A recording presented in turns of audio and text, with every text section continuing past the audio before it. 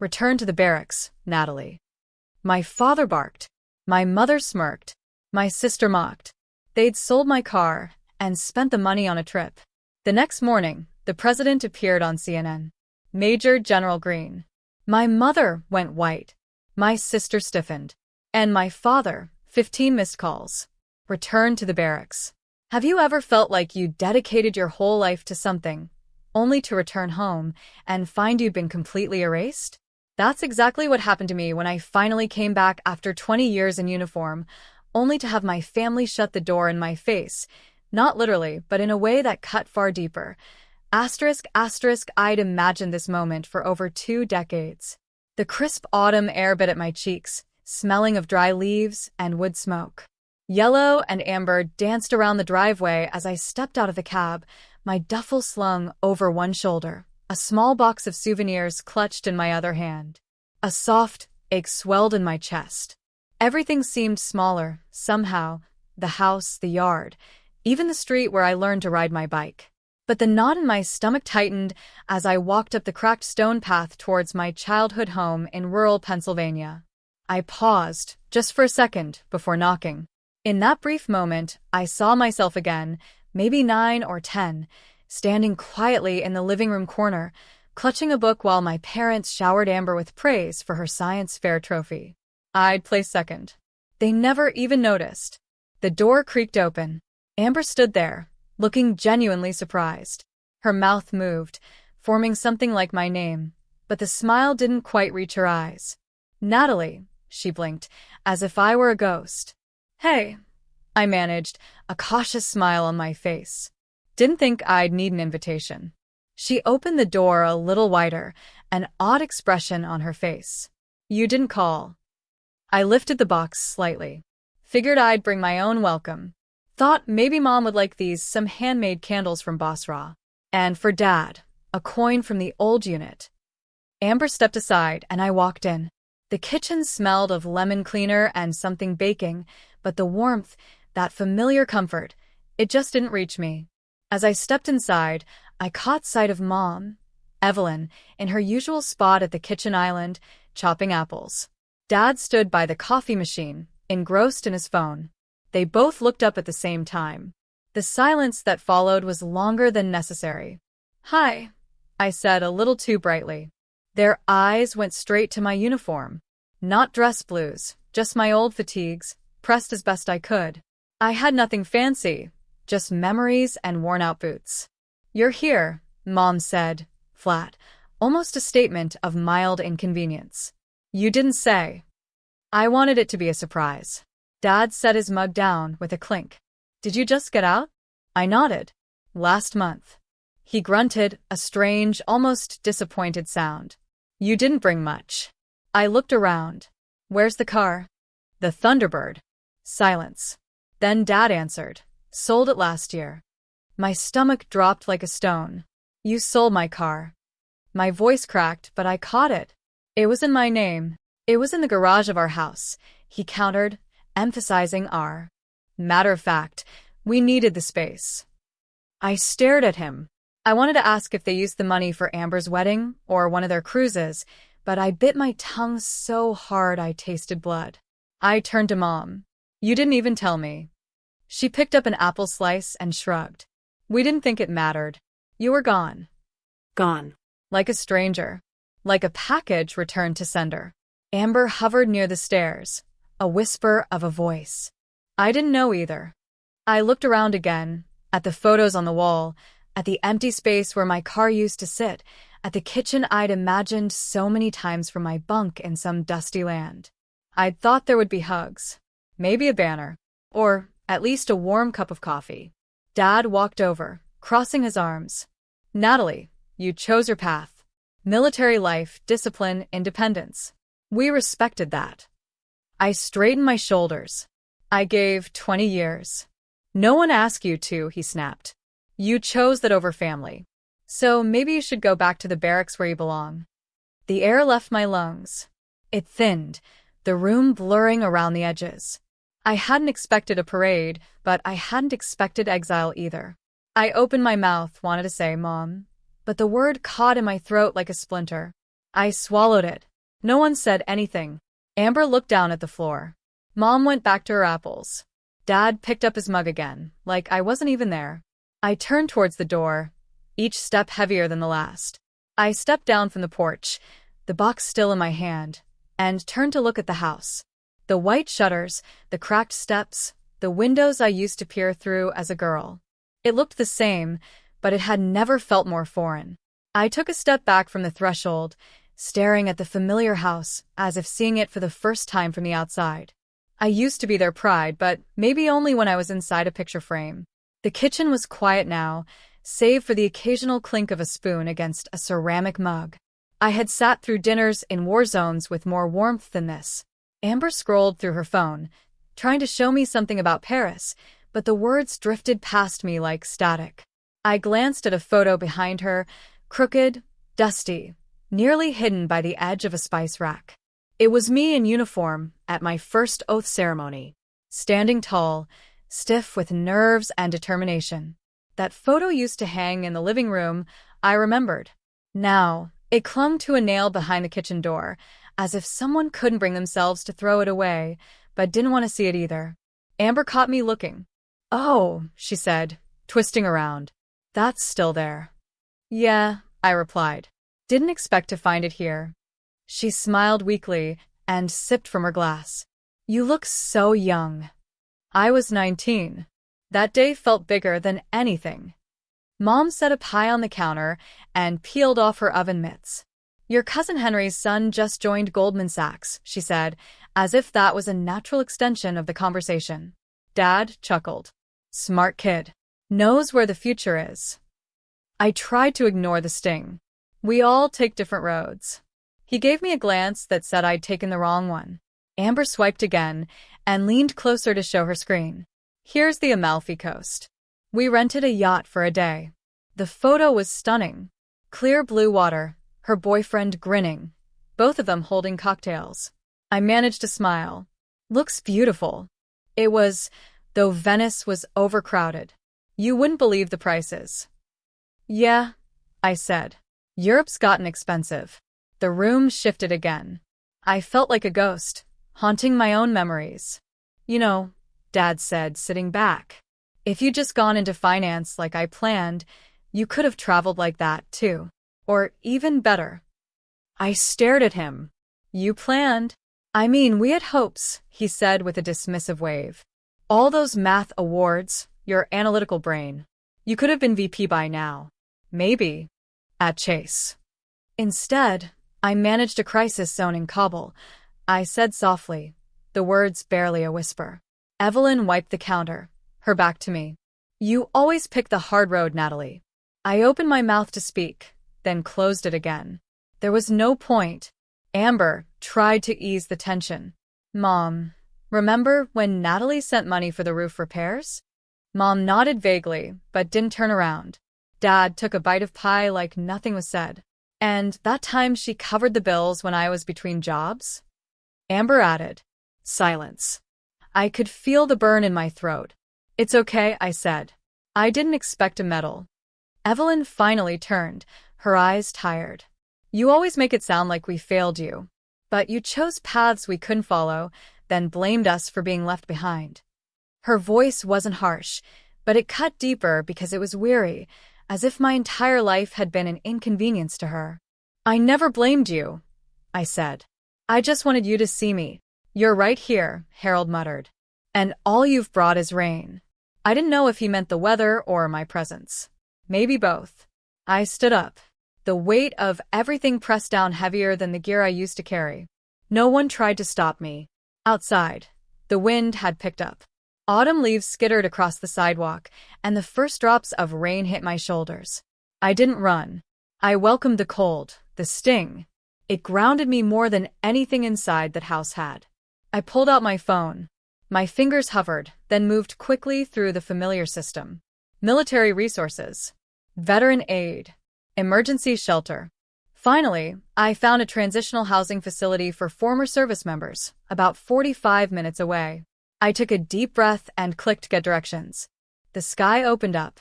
Rain poured down as if the heavens themselves were done pretending. I walked away, the screen still glowing in my palm, and never looked back. Perhaps I should have known from the start that home isn't the place with a roof over your head. It's the place that doesn't shut the door when all you carry is the truth.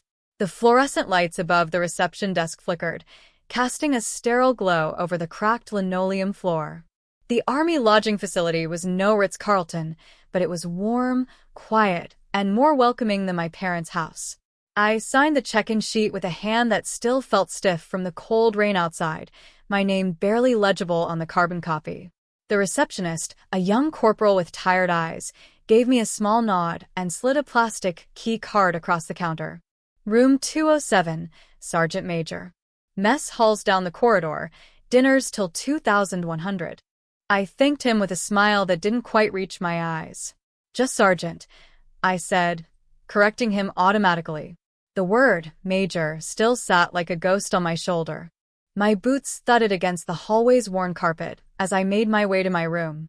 Inside, the air smelled faintly of disinfectant and something metallic, like old radiator heat. I dropped my duffel beside the bed and hung my uniform jacket carefully on the back of a wooden chair. It was the same one I had worn when I received my final commendation, a row of ribbons stitched above the heart, now dulled by time and memory. I stared at it for a long moment, then turned away, unable to decide whether it was pride or sorrow that tightened my throat. Later, the mess hall buzzed with soft conversation.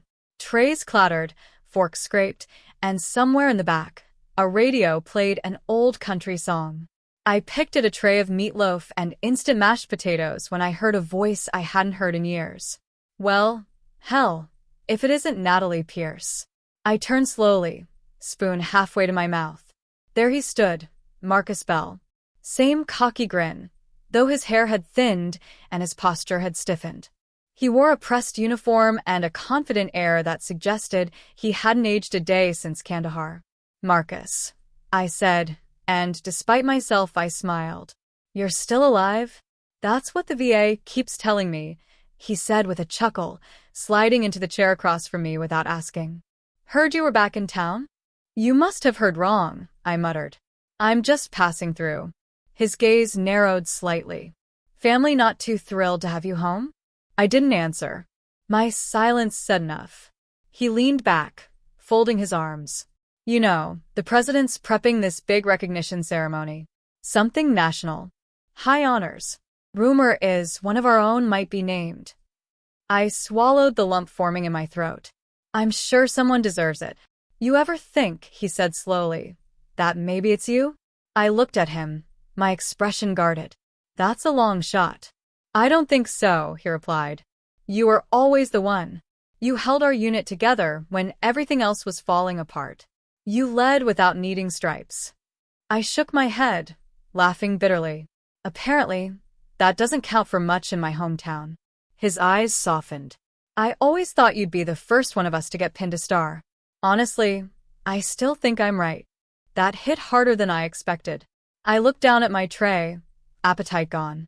There was something in his voice. Conviction, maybe, or the sting of recognition I hadn't realized I craved. We sat in silence a while longer, and then I made my excuse and left. Back in my room, the shadows had lengthened, and the old radiator hissed like it was trying to whisper secrets. I tossed my coat over the bed and picked up my phone to silence a message notification blinking on the screen. But it wasn't a text. It was an encrypted email from a Pentagon address I hadn't seen in over a year. Subject: Invitation. National Recognition Ceremony. Classification: Top Secret. Eyes only. Priority: Immediate response. My hands trembled as I clicked it open. The invitation was short, clinical, but unmistakable in meaning. A single line stood out, etched into my vision like a brand. You've been selected for national recognition. Clearance code Megan Theta Blue. Confidential until announced. I sat back in the chair, phone still glowing in my hand. So it was real. And so was the war I'd just begun with my past. The morning light crawled through the narrow window slats of the military lodging, slicing the room into thin beams of golden shadow. I sat on the edge of the small bed, email open on my phone, fingers frozen above the screen. The words had been burned into my memory hours ago. Presidential commendation. Classified. Attendance. Live national broadcast. I wasn't sure if it felt surreal or stupidly ironic. I set the phone down and leaned against the window, watching a squirrel dart across the parking lot outside. Just beneath that stillness was a tension, like the entire world was holding its breath and waiting for something to snap. Maybe that something was me. A soft vibration buzzed in my hand. "Marcus," I answered. "You saw it, huh?" he said without preamble. "I did. You going?" I hesitated. "Does it even matter if I do?" He exhaled. "You're the only one they're naming." You know that, right? I Figured. "You're going to be on CNN. They're already teasing the segment." I didn't respond. My mind was somewhere else. Back in that dusty garage, hands covered in oil, rebuilding the engine of the Thunderbird with Dad, long before his pride calcified into disappointment. I remembered how I'd beamed when I drove it back from my first base. How it felt like a piece of freedom I had earned on my own terms. But now it was gone, sold. Like I was never coming back. Elsewhere, just a few miles across town, my family was gathered in the living room, sipping coffee from matching mugs that bore the phrase, "World's Best Family." The flat-screen TV cast a soft glow over the neutral-toned walls. Evelyn sat primly, legs crossed, a folded napkin in her lap despite the absence of food. Amber lounged on the couch, scrolling through her phone. Harold flipped the remote between channels until he paused on CNN. Next Monday, the anchorwoman was saying, a national broadcast will honor key figures in modern military strategy. The president himself will take part in the ceremony, expected to be one of the most watched moments in recent defense history. Evelyn perked up. "Isn't that the same day as the gala at the country club?" Amber shrugged. "Probably just some old generals. Boring." Harold chuckled, dry and sharp. "More propaganda. Dress-up medals and uniforms to distract from the budget." None of them asked who might be honored. None of them wondered if someone they knew, someone in their own bloodline, might be standing in that spotlight. Back in the barracks, I pulled on my worn-out boots and stepped outside. The air was brisk, autumn sharp and clean. A group of soldiers were going through morning drills in the training yard beyond the fence.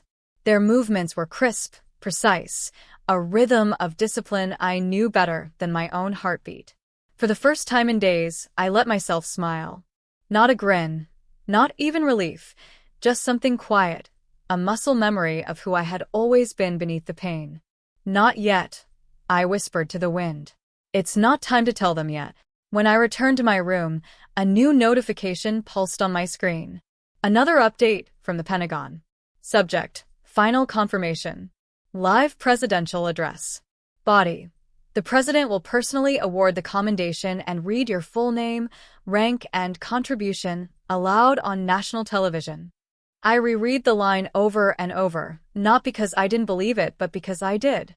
I was no longer the girl in the dusty photo, or the woman erased from the family albums. I was about to become someone they could no longer ignore, not even if they tried. They didn't invite me to Sunday dinner, but the president invited me to the White House. I stood in front of the mirror, the full dress uniform crisp against my skin. The 4 stars on my shoulders weighed more than any battlefield gear I'd ever worn. The medals, freshly polished, caught the faint light streaming in through the window. I adjusted the collar one last time, my fingers brushing the threadbare ribbon stitched over my heart. The one that had survived Afghanistan, Iraq, and the countless silences of coming home to no one. "You look." Marcus's voice trailed off as he stepped into the room. "Damn, Natalie, that uniform was made for you." I gave him a faint smile. It took 20 years, and every ounce of doubt, to grow into it. Outside, crews were setting up temporary barriers and media tents. Flags fluttered across the lawn, and a podium had been assembled beneath the seal of the Department of Defense. It felt surreal. I'd walked through mortar fire. I'd held dying comrades. I'd crawled through mud so thick it felt like death's own hands. And yet, standing here, preparing to be recognized live on national television, made my hands shake in a way combat never had. Marcus handed me a program. "Your name's at the top of the list. First to be called." The president himself will do it. My throat tightened. I stared at the paper like it was a classified document from my early days. Dangerous, sensitive, irreversible. They'll all hear it tomorrow, he added. The whole country. I nodded, but said nothing. My mind flicked to a different kitchen.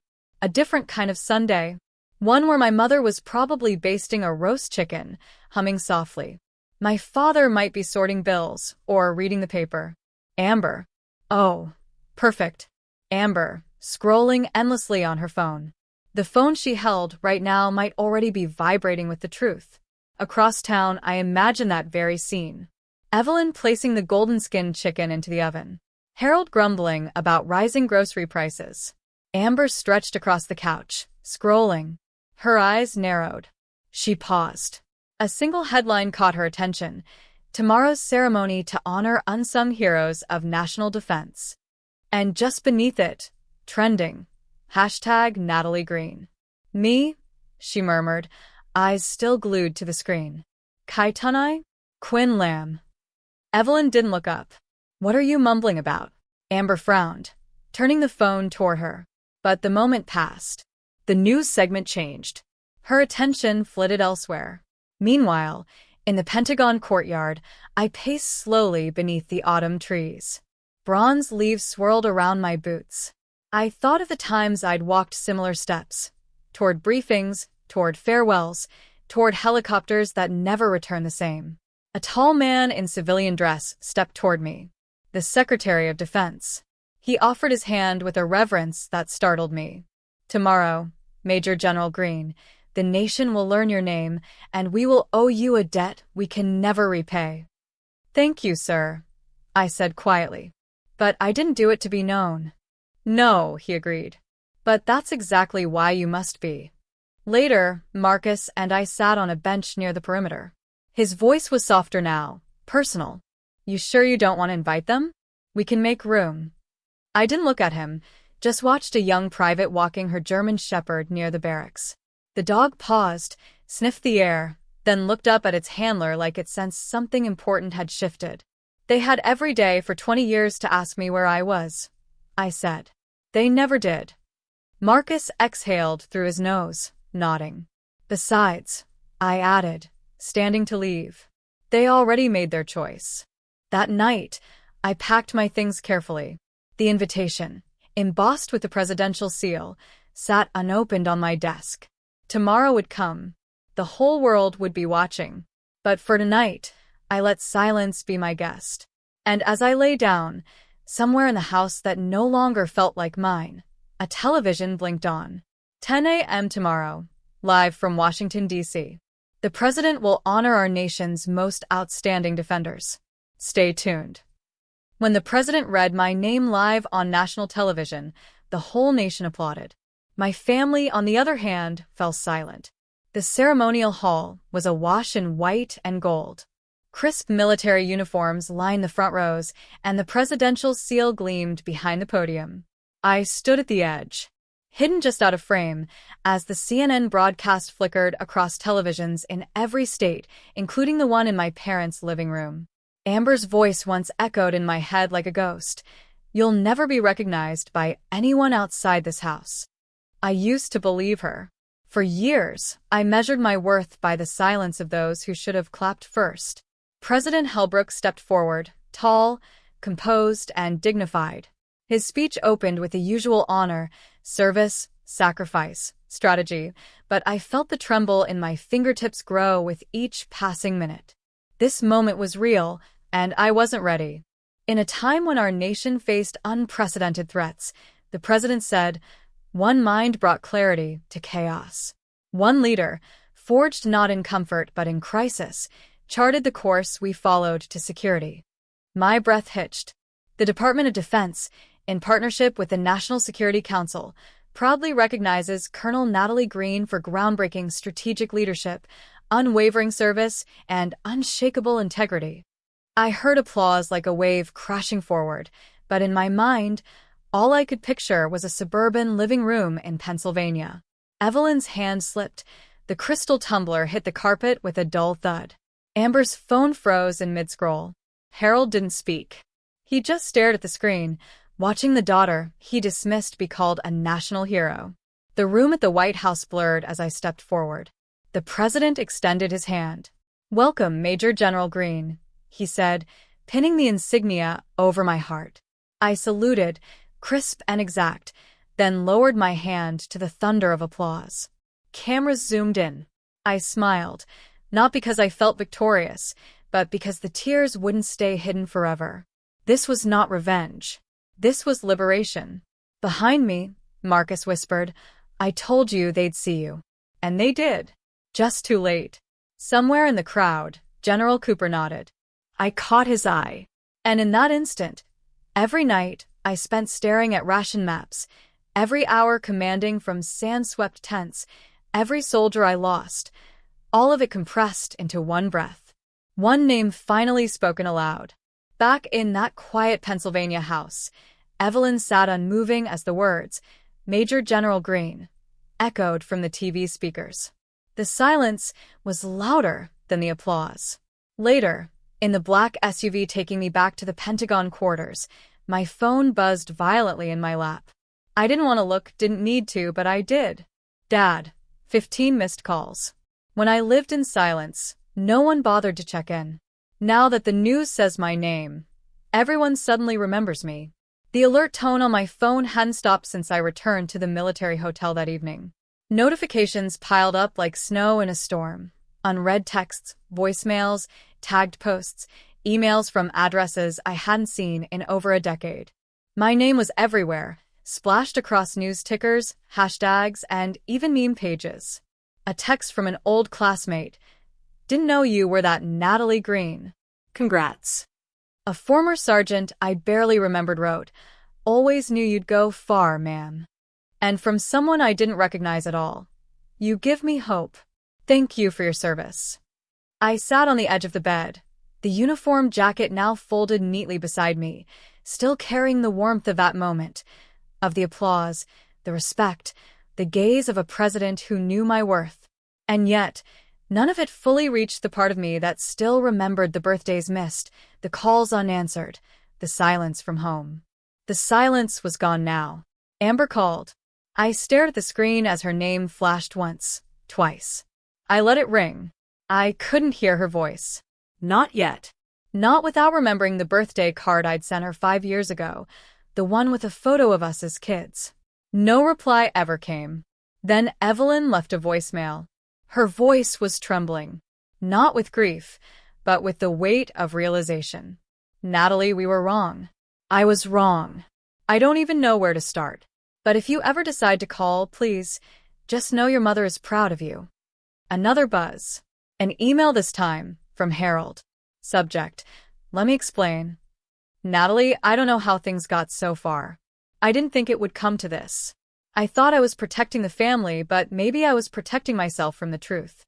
I would like to see you. Please allow your old man the chance to look you in the eye." Marcus knocked gently on my open door. "They're all coming out of the woodwork, huh?" I didn't look up, just nodded. He sat across from me. "You're going to respond?" "I don't know," I said. They chose their silence. I get to choose mine now. He leaned forward. "That's fair. But if you don't give them a chance, you may never hear the full truth." I met his gaze, firm. "I'm not ready. And, this time, no one gets to push me." Later that afternoon, CNN reached out, the same reporter who'd narrated the ceremony coverage. "We'd like to do an in-depth segment," she said over the phone. "Your career, your legacy, and the years you were overlooked. There's something compelling about the woman who led with brilliance, but came home to indifference." I paused. "Let me think about it." Click. The line went dead, but the echoes didn't fade. Just before midnight, my phone buzzed once more. This time, it wasn't a reporter or a stranger. It was Amber again. The message was simple. "I'm coming to the base. I need to look you in the eye." Amber didn't bring flowers. She brought the look of someone seeing herself in me clearly for the first time. The rain tapped gently against the window of the quiet cafe just outside the base. The place smelled faintly of cinnamon and burnt espresso, and the booths were half empty, except for the one I sat in. I'd chosen the corner, back against the wall, facing the door. Old habits die hard. When Amber walked in, she was nothing like the glossy version of herself I remembered from Instagram and holiday dinners.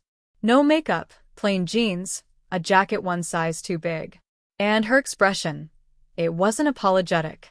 Not quite. It was bare. She spotted me instantly. I didn't wave. I didn't smile. I just watched. She slid into the seat across from me and took a breath. I didn't come to make excuses, she said. Good. Amber folded her hands in front of her, like a student before a lecture. I was wrong. We were wrong. But you never said anything either. I raised an eyebrow. I did. Many times. You just didn't listen. None of you thought I was worth listening to. Her lips trembled slightly, but she held my gaze. That's true. We treated you like a shadow, like someone who'd chosen a life we couldn't understand. So we stopped trying. Outside, a car passed by, its tires slicing through the wet street. The silence inside the cafe stretched, but it wasn't awkward. It was necessary. Amber continued, her voice low. I always thought I was the one who had it harder, weirdly. The golden child, the one who had to keep the family together, to be perfect. They spoiled me, yes, but they expected everything, too. And I leaned into it. I thought if I kept pretending, you didn't matter, maybe they'd never notice how much you did. I leaned back, letting her words settle. You didn't have to pretend, I said quietly. They'd already decided I didn't. Amber looked away, biting her lower lip. I didn't come to ask you to forgive me, she whispered. I know I don't deserve that. I just needed you to hear me say it. I needed you to know. I see you now. I finally do. Her voice cracked on the last syllable, and she blinked quickly, wiping her cheek with the back of her hand. She didn't sob. She didn't collapse. She just sat there, exposed, human. I reached into my coat pocket, pulled out a worn photo, and slid it across the table. It was us. Two little girls barefoot in the grass, one missing a front tooth, the other holding a plastic sword like a trophy. Amber stared at it. I stood up. I didn't say goodbye. Didn't promise more. Some cracks take years to mend, but at least now, the light was getting in. Sometimes the ones who bleed the most aren't the ones who get shot, but the ones quietly killed by silence. The morning sun glared off the asphalt, sharp and unrelenting. I'd just finished drill. Sweat still clung to the back of my neck, my breath still steadying from the push-ups Marcus had insisted we add. He'd smiled when I groaned. I didn't smile back.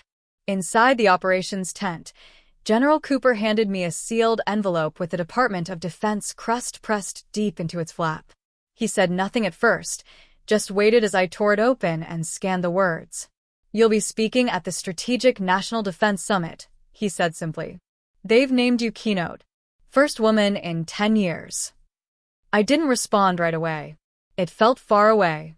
Another world, another Natalie. You earned it, he added, softer now. Marcus walked in with a clipboard, glanced at me, and then back at Cooper. She's also got visitors, he said quietly. Persistent ones. I didn't need to ask who. I already knew. I changed into a clean shirt and walked across the base towards the gates. From a distance, I could see a figure standing stiffly beyond the barrier, hands in pockets, head high. Though his stance betrayed him, he was bracing for something, probably rejection. Harold Green hadn't aged well. His hair had receded further, and the lines around his mouth had deepened. Maybe from worry, maybe from guilt, or both. He didn't flinch when I approached, but he didn't smile either. We stood like soldiers waiting for orders that would never come. I had to pull strings to get here, he said. They don't usually let civilians through. I nodded noncommittally. I wanted to see you in person. I folded my arms. You're seeing me. He shifted uncomfortably. You've done more than any of us imagined. More than I ever gave you credit for. Still, I said nothing. I thought I was doing the right thing, keeping you grounded, keeping you close to the family path. His voice cracked, but I was wrong. I see that now. You made something bigger than I could ever have imagined. A breeze swept through the gateposts, fluttering the base flag high above us. Harold looked down at his feet, then back at me. Is it too late if I wanted to try again? To start over? I exhaled slowly, deliberately. It's not that you're too late, I said. It's that I'm not starting from that place anymore. I've built a different life, one without begging for someone to believe in me. He blinked once. I saw his throat move as he swallowed hard. The same man who once told me emotions were for the weak now stood in front of me, unarmed and unsure. I just wanted to tell you. I'm proud, he murmured, even if I didn't act like it. I gave him a nod, a small one. No anger, no forgiveness, just the quiet boundary I'd fought years to build. Then I turned and walked away. Behind me, I heard his footsteps hesitate, then slowly retreat. The sun was still sharp, but I walked into it with my eyes open. They used to erase my name from the dinner table. Today, I stand on a stage and say it clearly. I am Natalie Green. The room was vast, rows upon rows of uniforms, medals, and eyes that had seen too much to be easily impressed. A military band had just played a subdued version of America the Beautiful, and the MC's voice echoed through the hall. Our next speaker needs no preamble. You've already seen her story unfold, but let her speak it herself. Please welcome Major General Natalie Green. The lights were sharp. Cameras tracked every step as I walked up to the podium. My name shimmered on the screen behind me. Major General Natalie Green. Not born to legacy, but built by purpose. I paused, scanned the room, not just for the sake of drama, but to feel it. The weight of this moment, the distance from where I had started. I once wrote at 16, I began an essay called Why Honor Matters More Than Glory. I didn't win the scholarship. I was told it was too idealistic. But it stayed with me. Because in every decision I've made, from the first oath I took in a sand-swept camp to the moments I doubted my own worth, I've clung to one thing. Honor isn't something you inherit. It's something you forge. The silence in the hall was dense, respectful. I joined the military not to prove anyone wrong, but because I knew I couldn't live a life pretending I was less than what I was meant to be. I wasn't born into tradition. I wasn't raised in a home that spoke my language, the language of duty, sacrifice, conviction. My family told me I was difficult, that I made things hard. Maybe I did, but so does truth. And I chose truth. Somewhere in the second row, I saw General Cooper tilt his head ever so slightly. Marcus sat 2 seats down, arms crossed, but lips curled in the smallest grin. He had heard the story before, bits of it, but not like this. I was disowned for wearing a uniform instead of a suit, for choosing orders over holidays, for believing that service to one's country could be as sacred as service to blood. And yet, here I stand. A pause broke out, polite, not yet emotional. I wasn't finished. I don't stand here because of medals. I stand here because I kept going. When my name was scratched off the mailbox. When calls went unanswered. When holidays passed with empty chairs and silence. I fought in deserts, in jungles, behind screens, and in front of maps. But my most painful battlefield was a living room where I didn't belong. I took a slow breath. I learned something in all those battles. That family isn't who shares your blood. It's who sees you. Who doesn't need an invitation to stand beside you when it counts. Now the silence held something electric. My name is Natalie Green. I am not the daughter of a legacy. I am not the product of privilege. I am a soldier who refused to be forgotten. And for every young woman who was ever told she was too much, too bold, too distant, I am you. A pause burst forth. This time, not out of courtesy, but from something real. The MC approached, but before he could reclaim the mic, a voice called from the press section. Major General Green, do you have any message for your family? I didn't flinch. I did send one, I replied. Years ago. They returned it. So now I keep it. A pause, a beat. Then a wave of standing ovations swept through the room. No anthem, no order, just hands clapping for someone who had never expected them. When I returned to my hotel room that night, the inbox on my phone blinked with unread messages, but only one stood out. Subject: Do you want to see Mom? From Amber Green. I stared at it for a long time, not opening it, not deleting it either, just holding it there like a letter I'd already written in a voice I had finally claimed. She once taught me how to button my blouse. But when I needed her to say one thing, just one, she said nothing. The hospital room was dim, save for the filtered light slanting through beige blinds, casting dusty lines across the tile floor. Evelyn lay still in the narrow bed, eyes half closed, as if pretending not to notice when I entered, but her fingers tightened slightly around the thin sheet, enough to betray that she had. I stood silently for a moment, the door clicking shut behind me. The air smelled like antiseptic and wilted flowers. I stepped forward and placed a small vase of blue delphiniums on the side table. She used to plant them in our front yard, back when I was small enough to believe she'd always choose me. Evelyn didn't look at me. She stared toward the wall as though it held something worth escaping into. "I didn't come here to fight," I said, my voice low. Still no movement. I pulled up a chair and sat beside her. There was so much I could say, so many words that had built up, calcified in the years we didn't speak, but none of them felt right in this moment. The silence wrapped around us, like a second curtain. At last she spoke, quiet, raspy, but firm. "I taught you how to live well. I just never had the courage to live beside you." I blinked slowly, unsure if the sharpness in my chest was grief, anger, or some strange combination of both. "Is that what this is?" I asked. "Courage?" She turned her head just slightly, finally meeting my eyes. Hers were sunken, rimmed red. Not from tears, I suspected, but from the weight of years buried in avoidance. "I don't need anything," she said. "No apologies, no explanations. I just wanted to see you one time. Not as someone I failed, just as my daughter." I sat back, let the words settle. She hadn't asked for forgiveness. She hadn't earned it, but in her own fractured way, she was reaching across a chasm she helped dig. "You didn't stand up for me," I said, voice steady. "You watched them dismiss me. You let them erase me." Evelyn winced. "I know why." Her eyes drifted toward the window.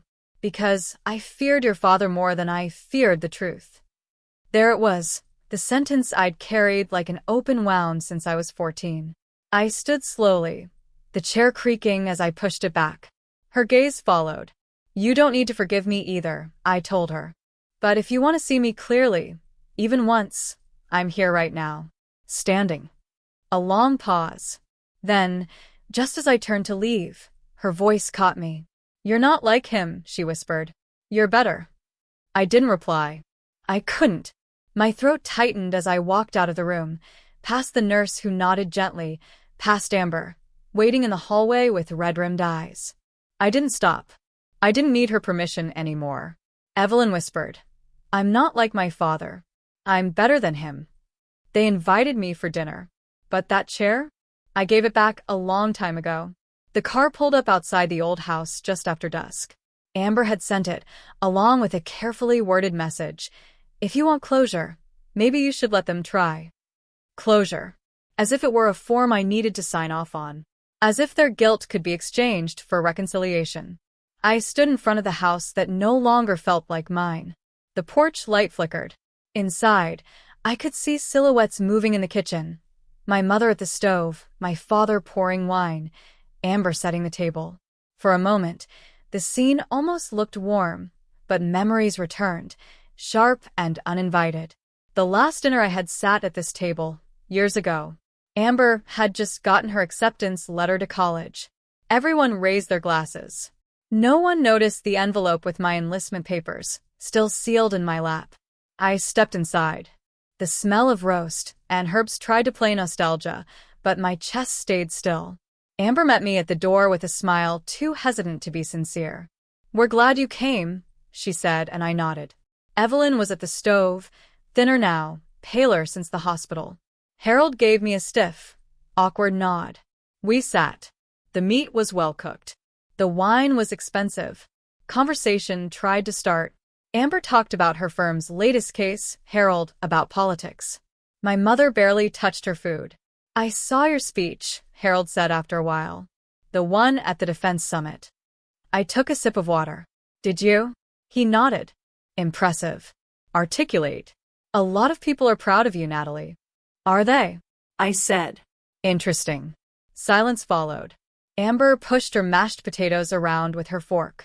Evelyn's hands trembled faintly as she refilled her glass. I think it's brave, Amber said suddenly, that you're not angry that you came tonight. I looked at her. I didn't come because I'm not angry. That startled her. She opened her mouth and closed it again. Harold cleared his throat and raised his glass. To family, he said, and to forgiveness. Thank you for coming home. I didn't raise my glass.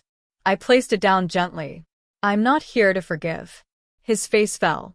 Natalie, I came, I said, voice steady, because I wanted you to hear this from me clearly. I don't carry hate anymore. But don't mistake peace for return. Amber's voice cracked.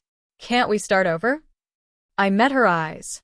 Starting over doesn't mean going back to what it was. And what it was never saw me. Evelyn whispered, almost inaudible. We're trying. I know, I said softly. But you're trying now that everyone else saw me first.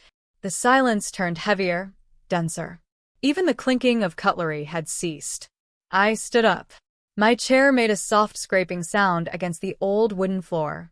I'll be going now. Amber's lip trembled. Do you have to? I nodded. The base has curfew. And besides, this dinner, this house, it belongs to the three of you. It always did. They didn't follow me to the door. No one protested. No one begged. Outside, the night was cool and clear. I looked up at the stars. The same stars I used to count through my bedroom window as a girl, wondering what kind of world was waiting for me out there. I found it, and it wasn't here. I turned, my boots crunching softly on the gravel. I said nothing else. Some things I had already buried. They used to call me a burden. Now I sign appointments with the same name they once tried to forget. The office smelled of fresh paint and polished wood. Sunlight filtered through the tall windows, casting long golden lines across the sleek surface of the desk. A new brass nameplate gleamed at the center, Major General Natalie Green. I ran my fingers lightly along its edge. It felt surreal, like stepping into someone else's shoes, until I reminded myself, no, these are mine. I built them from the ground up. Marcus leaned against the doorway, arms crossed, watching with a half smile. Fits you better than your old barracks, he said. I smiled back. It better. Took me 20 years to earn this square footage. Command has finalized your portfolio, he added, handing me a thick folder. Senior Ethics and Honor Advisor. Full discretion. Policy influence. Direct access to the Pentagon chain. I flipped through the pages, nodding. It wasn't the power that interested me. It was what the title meant. I was no longer someone people tolerated. I was someone they consulted. Later that afternoon, my new military aide knocked lightly and opened the door. Behind her stood a young woman in a crisp, anxious uniform, barely past 20, eyes filled with a cocktail of admiration and fear. This is Eliza Morales, the aide said. New recruit. She requested 5 minutes. I gestured her in. At ease, Morales. She swallowed. Ma'am, people in my unit. They think I'm soft. They say I don't belong, that I'm wasting time. I studied her face. It wasn't tears she held back. It was something harder, shame. The kind you start to believe. Do you want to be here? I asked. Yes, ma'am. More than anything. Then write your name with what you do, not what they say. She blinked. I don't understand. You will, I said, standing. I walked to the cabinet, pulled out a framed photo of my first squad, rough faces, mud-streaked uniforms, and me. Smallest of them all, still unproven. They called me dead weight once. Said I wouldn't last a month. Her eyes widened. I lasted 20 years. You don't need their permission to matter. Just consistency. She stood straighter. Thank you, ma'am. As she left, I returned to my desk. In the drawer, folded neatly, was an envelope. I had never opened my father's letter, sent weeks ago. I stared at it a long moment, then placed it into a locked box. Some things weren't doors. They were traps shaped like apologies. The light was fading when Marcus came in again. "You know, I never got a chance to say it properly," he said. "Congratulations." I nodded, lifting the first document of my tenure. It was a directive for ethics training reform, one that would reach every base nationwide. I picked up the pen. The weight of it wasn't heavy. It was earned, by order of Major General Natalie Green. As the ink dried, I glanced at my calendar. A red marker circled the date for my first official visit next Tuesday. Location: for Holston, the base where I'd once spent nights writing letters home that were never answered. The place where I first saluted and was ignored by the senior staff because I didn't look like a soldier. Now I was going back as their superior. I closed the folder and leaned back in my chair. No applause, no cameras, just the quiet satisfaction of a name signed without flinching. I was going back not to ask for space, but to take it. There are doors you don't need to close because you've already walked beyond them. The base looked smaller now, not because it had changed. Same gravel path, same red clay stains on the lower bricks. But because I had changed. Time did that. So did truth. I stepped out of the Jeep, boots hitting the ground with a dull thud. The wind carried faint echoes of marching cadence from the far end of the field. I stood still, watching the new recruits run their drills. Formation slightly off rhythm, still learning itself. Once I stood where they stood, trying to blend in, afraid to be seen for who I really was. Now I stood apart. Not above, just steadier. Eliza spotted me first. She jogged up a little out of breath, saluted sharply. "Ma'am." "At ease, Morales," I said with a nod. "How are they treating you?" "Better," she admitted. "Still rough, but I remember what you said. Every time someone doubts me, I double-check my own faith instead of theirs." That's a good place to start. We walked together to the edge of the field, watching the drills. Her hands fidgeted at her sides, nerves flickering under the surface. I reached into my pocket and pulled out a thin leather bracelet, faded, worn, frayed at the edges. "This," I said, handing it to her, "belonged to a medic in my first unit. He saved my life in Kandahar and died 3 weeks later. I've kept it ever since." She stared at it. "I can't take this." "You're not taking it. I'm passing it on." "That's different." I met her eyes. "Carry it like I did. Not for decoration, but for direction." Her voice caught. "I will. I promise."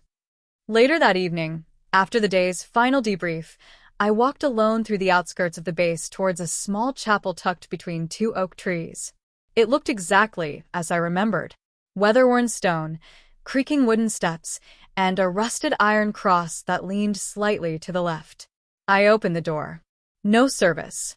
No choir. Just silence. I sat on the second pew, hands folded loosely in my lap. The air smelled like candle wax and cedar. Once I'd come here after losing half my squad in an ambush. I had sat in the dark and asked questions I still didn't have answers to. Why them? Why not me? Today? I asked nothing. I just breathed. Footsteps echoed softly behind me. The old priest, still alive, somehow, walked slowly to the front altar and turned. "I remember you," he said, voice raspy. "You came here in uniform and left with tear-stained sleeves." I offered a small smile. "That sounds about right." He nodded. "Back then, you asked for forgiveness." I nodded slowly. "Today, I think I've finally given it. To home. To myself." He smiled gently. "That's the hardest one." I stood, nodding in thanks. He didn't say anything else. He didn't need to. As I reached the door, I paused. I turned and looked at the wooden interior. Faded benches, quiet walls. Memories soaked into every grain. Then I stepped outside. The cool air greeted me like an old friend. Behind me, the door creaked softly but didn't close. No wind slammed it. No hand pushed it shut. I kept walking. Some doors didn't need to be closed. Not anymore. I used to think I needed a family to live. But all I ever needed was myself. And one truth, no one could take away. Spring had finally arrived at the lake. Mist skimmed the surface like whispered memories, and the flag on my porch danced gently in the morning breeze. The air was crisp, not cold, quiet, not lonely. I stepped outside with a cup of black coffee in hand, steam rising slowly, like the first breath of a clean day. My cabin, small and weathered, had become a place of shelter, not just from storms, but from the weight of pretending. Today was for closing. Not doors, not wounds, but circles. Inside, I sat at the worn desk beneath the open window and began writing. The first letter was to Marcus. Thank you for standing beside me when I didn't know how to stand on my own. You reminded me who I was before anyone else dared to say it out loud. The second was to Eliza. That bracelet never really belonged to me. It belonged to the person who needed to carry it next. Carry it with courage. Carry it until you meet someone who needs it more. I sealed the envelope slowly, hand steady, heart lighter than it had been in years. My phone buzzed on the desk. A photo from Eliza. She stood in full uniform, fresh from graduation. Her posture proud, her eyes lit with something deeper than joy, resolve. On her wrist, the bracelet, still worn, still strong. I smiled. A few minutes later, another ping. A video message from Marcus. The frame opened to his grinning face. General Green, he said, mock formality in his voice. You've earned a dozen titles by now. But for what it's worth out here, you're more than just a decorated officer. You're the damn lighthouse that kept half of us from sinking. Don't ever forget that. I replayed the message once, then again. Not because I needed to hear it, but because this time I believed it. Later, I opened my journal, leather-bound, almost full now. I flipped past pages of doubt, of anger, of aching silence, and began to write something new. They never called me one of them. They never offered a place to sit or a name worth carrying. That's fine, because now I carry my own name and I sit at a table of my own making. I paused, pen resting between my fingers. Near the edge of the desk sat the envelope, the one for my father, unopened, yellowing now, frayed at the corners. It had followed me through hotels, barracks, bases, and finally here. Today, I didn't need its contents. I took it outside. The wind was still gentle. The grass had a new sheen to it, kissed by dew. I lit a match. Flame touched paper. It curled and blackened, soft and soundless. No grand gesture, just release. Ash drifted up into the sunlight. Back inside, I stood in front of the mirror. My full uniform lay across the armchair. I put it on slowly, deliberately, each button a choice, each ribbon a memory. When I looked up, something had shifted. My reflections stared back, not as a stranger, not as a soldier in search of permission, but as a woman who had earned her place in every room, even the ones that had once shut her out. I let the silence settle around me, steady as breath. Then I said it softly, clearly, like a name reclaimed. I see you now, Natalie Green. They erased my name from the family table, but in the end, it was etched into a nation's memory. I stood not to seek their approval, but to prove that silence cannot bury the truth forever. Justice doesn't always shout. It waits. It watches. And then it rises when no one expects. Like the final strike of a gavel in a long-delayed trial, it may arrive late, but it leaves no doubt once it lands. And maybe, just maybe, standing tall today means you'll never again have to kneel before injustice tomorrow. Have you ever had to choose between your family's expectations and your own truth? What was the hardest part of finding your own path? Share your story below. I'm really interested to hear what you think. ***.